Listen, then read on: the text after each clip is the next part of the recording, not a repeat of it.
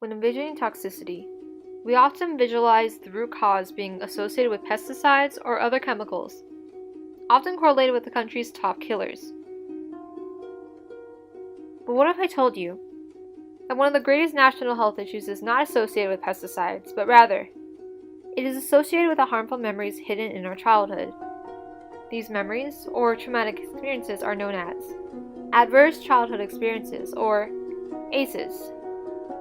These experiences are the focal point of a groundbreaking study known as the Adverse Childhood Experiences Study, presented by Kiana Limon,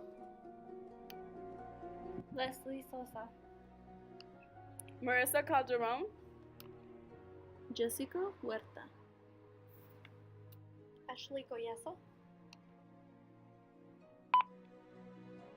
The original ACE study was conducted at Kaiser Permanente from 1995 to 1997 by Dr. Vincent Felitti, physician, chief of Kaiser Permanente's Revolutionary Department of Preventive Medicine, San Diego, and Dr. Robert Anda from the CDC. The concept of the study initially began in the mid-1980s when Dr. Vincent Felitti noticed a peculiar pattern at his obesity clinic. With searching for possible triggers for patients' overall health problems, Dr. Fillet noted that the majority of these individuals had experienced one or more types of childhood adversities. The most common types of surrounding 3 forms of abuse: emotional, physical, or sexual abuse, 2 forms of neglect, emotional or physical neglect, and various household dysfunctional issues including parent illness, incarceration, substance dependence, parental separation or divorce, and domestic violence. These findings capture the attention of Dr. Robert Anda, who worked with the Centers for Disease Control, CDC. He suggested that we needed an even more widespread study. Followed by this, a questionnaire included the 10 most common types of ACEs, was mailed to 17,337 adults. For every yes answered, the individual would get a point on their ACE score.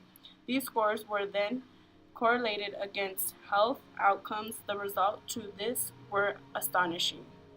Come to find out, ACEs are extremely common.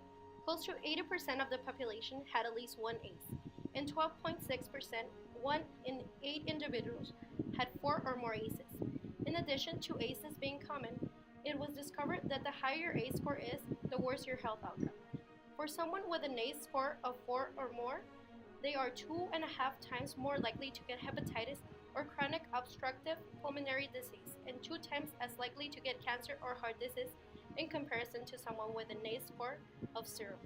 For depression, it was 4.5 more times as likely. For suicide, it was 12 times as likely. For an ACE score of 6 or more, there was a shortening of life expectancy by 20 years. The most powerful relationship seen was to suicide.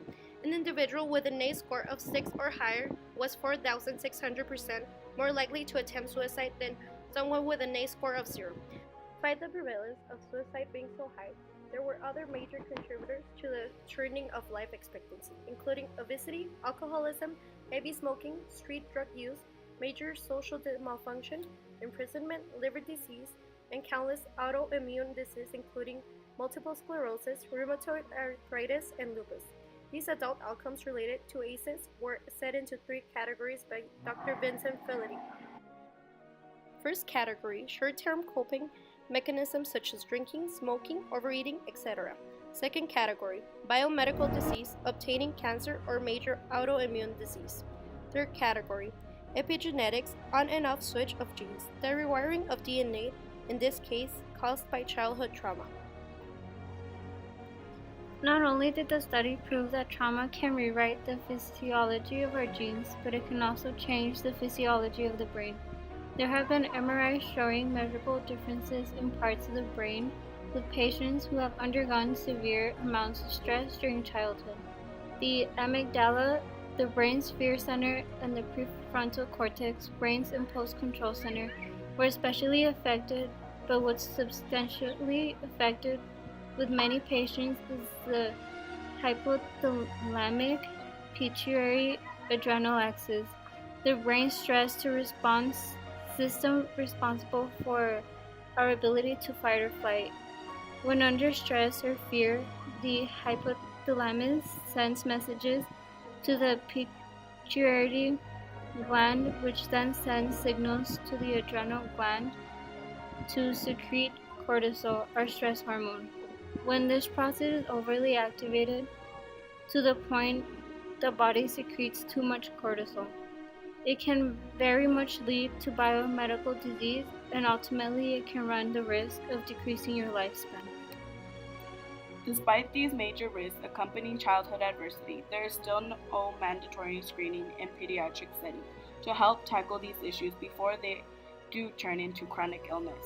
Some common misconceptions correlating with these is the thought that we do not test for it because it does not apply to us, which again was proven to be ultimately false when overlooked the characteristics of population within the study. For one, the ACE study was done in a middle-class population, with the individual being almost exactly half men, half women. Average age 57, 80% white, including Hispanics, 10% black, 10% Asian, slightly less than 1% American Indian. 74% had been to college, and the majority had a high-end medical insurance. This was clearly a middle-class population, but when the study was done in a lower-class population, the results were almost exactly the same, revealing that regardless of your social status, ACEs apply to each and every one of us.